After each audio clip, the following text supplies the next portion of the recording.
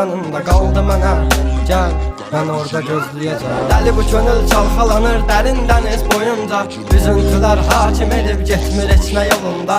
Sən mənim təsəvvürüm, təxəyyülüm, yarım idin. Deyindi kim günahkar səbəbkardı boyuna. Tapmadı gözlər birisini, dözmədi həsrət buna. Elə bir dərdin ahındayam, imdad edib çağırmam. Ölüm vardı mən bilirdim hər həyatın sonunda. Çətin gəldi inan mənə, yoxluğunla yorulma. Görmədinmi sən, yoxsa gözüm mü bağlı? Hissini örtmüş buludum və sanki yağışlar yağır. Kimlərə mərhəm olunsan, niyə görə tək mənə ağrı?